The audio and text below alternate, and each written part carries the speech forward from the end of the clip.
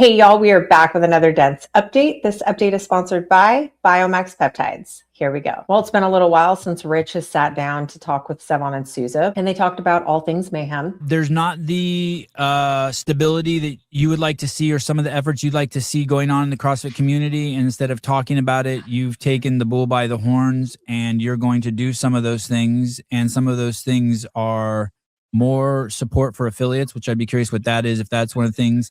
And then also kind of reinvigorating this subject matter expert field. The Mayhem Classic invitations have already been sent out. Kind of interesting that they invited Laura Horvath, who seemingly is probably not doing the CrossFit Games season. She hasn't flat out said it, and then Tia Claire Toomey, obviously she is pregnant. She put out a really cute reel of her doing box step-ups with Willow on her shoulders. Tug at my mom heartstrings. Why don't you? But also, how amazing is that for women all over the world to see the champion of the CrossFit Games doing box step-ups pregnant with her daughter on her back. I just think it's really cool. But I digress. They also talk about the sale, or the lack thereof. If I would have asked you 6 months ago, will CrossFit be sold by January 1st, 2026? What would you have said? Yeah. Me too. Me too. How stupid are we? So stupid, man. Is it us? How can we have so much information and we're still so stupid? I was not wise to the ways of the world. And Froning is going to be doing an Ironman in November in Cozumel. Someone asked him what his training might look like for that. Is he going to run a full marathon? Is he going to swim the full 2.5 miles, etc.? And he said no. He's going to keep training how he trains and then just do the Ironman. I did see that Facundo was in town, so he is very much still a part of the Mayhem family, if anyone was still wondering about that. You can check that full interview out on this YouTube channel. On the most recent weekend review with Dave Castro, he talks about open registration, which has started today. Open registration starts on Wednesday, and really excited about that. So it's that time of year again. I think we're going to have a really great open. We're going to have a really good series of tests. It's going to open the open with a bang. John Davies was actually on with Sevan this morning, and he made a really good point into reasons why you should sign up for the open and why affiliates should be pushing their members to sign up for the open. It's an amazing retention tool, like straight off the bat. Like if you can get people in the open, it automatically gives them something to aim for next year, gets them out of their comfort zone. People don't like being out of their comfort zone, but people never regret it once they get pushed out there. Like we get all pushed back every year about, I don't want to sign up, I don't feel fit enough, X, Y, Z. But I've never heard someone go, I wish I didn't sign up for the open this year. Dave also gets into some viewer comments, and Keeping It Real had asked a question in regards to Halpin and Woolley. Dave, several known personalities, including 2 recent ones, Mike Halpin and John Woolley, have publicly said they can't do the open due to prescribed substance that is banned. Any chance of allowing people like that to compete and take part and have scores in their profile with an asterisk? I mean, let's be honest. If they ban them, they'd just be doing them a favor and giving them the excuse. And I know people are like, oh, let it go. That was last year. New year, move on. It's really interesting that now all of a sudden we should all come together. Where was that energy last year when all of you were boycotting the open, disparaging CrossFit? Why didn't you register for the open? Honestly, it just didn't feel right for me. We're not going to just so easily forget. You know, Talking Elite Fitness also did a video on what they think is going to happen, and they're talking about signing up for the open, which is absolutely abysmal. It is an atrocity that they are talking about that. And it's really fake and disingenuous for you to all of a sudden now act like you give a shit. You don't give a shit. You want us to forget what y'all did, but you know what you did. And now you got to take a little bit of the heat for that, and you're going to get roasted. And Hiller does a pretty good job of that in his video. They literally spent more than half of the year trying to destroy it. None of them signed up for the open because they were too afraid of what people would think if they'd signed up for the open. Oh, I don't want to hurt the World Fitness Project people. I don't want to look like I'm aligning with Big Bad CrossFit. But how are we going to get people to sign up for the open this year? How do we shut up? You guys are trash. Now, the World Fitness Project has announced its season. And just before that, the Barbell Spin had reported their season for them because, once again, loose lips sink ships, and a lot of people on their team got loose lips, which is funny because they were the one that were complaining about all the leaks from CrossFit, yet they still have that same issue. So originally they were talking about adding more stops to this next year, and then quickly realized that they weren't selling any tickets and they didn't have the kind of interest in the seats or in their community divisions at either of the two stops in America. So they didn't add another tour stop.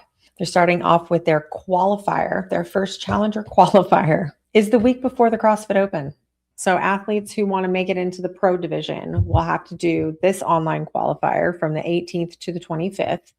I believe those are 3 workouts that they have to do. So they'll have to do those 3 workouts in that week, and then they'll have the open workout a few days later if they want to do the CrossFit Games season. So no more Spain. Their first tour event will be in Mexico City, and that will be May 1st through the 3rd. Is the same weekend as Copa Sur, Far East Throwdown, and the Magic City Games. The Del Mar, California semifinal is April 24th through 26th. Before Mexico City, I don't even think that's possible that anyone's going to even entertain the idea of doing those 2 back-to-back like that. I could be wrong. Tour Stop 2's qualifier will be July 4th week. There was a significant drop-off from the qualifier entries in the first tour stop versus the second tour stop. Not sure if it had anything to do with 4th of July or just the fact that nobody gave a shit after the first one. Tour Stop 2 will be in Indianapolis, and that will be August 28th through the 30th. So about 3 weeks after the CrossFit Games. And then the World Fitness Finals will again be the week before Christmas in Copenhagen, Denmark. I'm also hearing that WFP is going to have a significant amount of changes to this next tour season. What was that about? Continuity, Will? But I just think as far as like professionalizing the sport of fitness, it's a long way to go. And I think creating continuity, maybe this is a resolution, but like creating continuity between several of the big events where they work together and you can work towards like gaining points towards a world championship or earning a place at the world championships is the way to go. I mean, there's a lot that goes into that. But that's for the next Dents update. Now, Justin Romer, the owner of CBG Nutrition, the mob boss, found himself yet again topic of another YouTube video. Earlier this week, I was tagged in this post about CBG Nutrition. I had a few people send this my way, watched the full thing, very insightful. She obviously knows what she's talking about, but she mentions that she had commented on the original post that Taylor had posted, and CBG came to her comment to argue with her like he does. We're going back and forth in these comments, and he said, great, name them right here and we'll terminate their contract immediately. And I'm kind of just like joking, kikiing around because I'm shocked that a business owner is responding to me in this way. And I go, hell no, what do you think I am, an art, please? And he said, that's what I thought, you're soft. All of our athletes work with us. I can prove it, no problem. And I said, did she really just call me soft? And I thought that was so funny because I'm like, is this really the business owner? I need to look this guy up. He takes it to her DMs. And then he says, exactly. Marketing right took a while. Still trying to do better with it. Me and Chrissy are good. He spelled Chrissy's name wrong, and also they're not good. He essentially admits that what everyone is suggesting and how this whole thing got started was that athletes say that they're just paid to be athletes and they're not really following the nutrition stuff with him. He essentially admits that's true.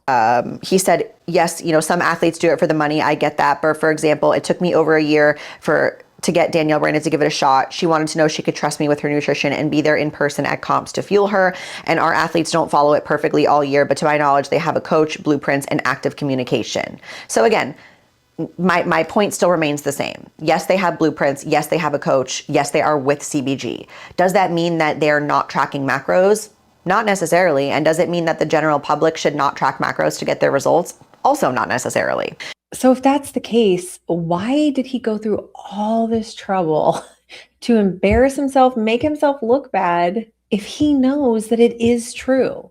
But she also brings up another really valid point, and that is that he has no credentials. Outside of his bachelor's, and it claims he has a master's, I did not find any nutrition certification, extra nutrition practice.